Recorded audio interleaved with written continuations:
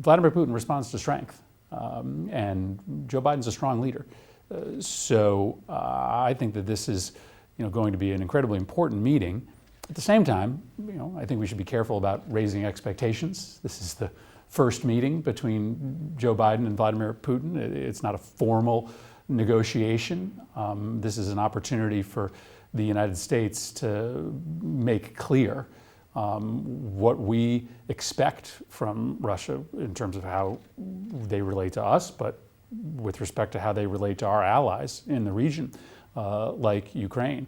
And having made that clear, I think it will make it easier for President Biden to lead the international community in a response. Because let's also be honest, there needs to be a coordinated international response. The United States and Europe acting together.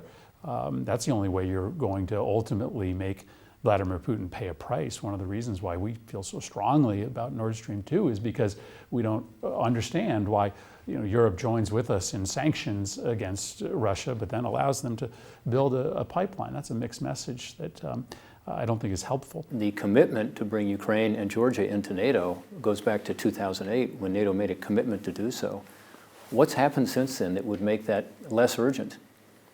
I would say nothing. In fact, it's more urgent than ever. So I understand the concerns about having NATO be involved with a country that's in a current conflict. But frankly, if they had come in 2008, I don't think the conflict would be there. I think the best thing we can do to ensure that Russia understands what would happen should they invade Ukraine is to continue to support Ukraine militarily, as we have with providing weapons with a pact that would show that there's a partnership that will continue that military support. It's to continue to support Ukraine in its efforts at NATO to get MAP for NATO. It's to continue to help Ukraine as Ukraine is reforming some of the institutions in the country so that NATO and the EU look at those reforms and see that the values that Ukraine is experiencing and expressing are those values that are in concert with the West, not with Russia and what Putin has done.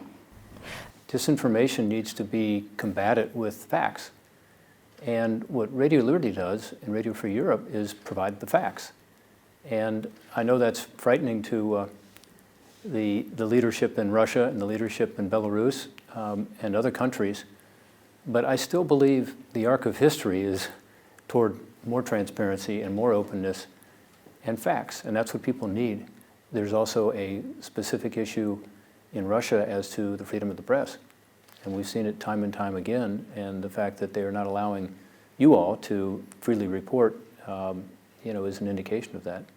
In Crimea, we know that there have been human rights violations against minorities, including the Tartars, as an example.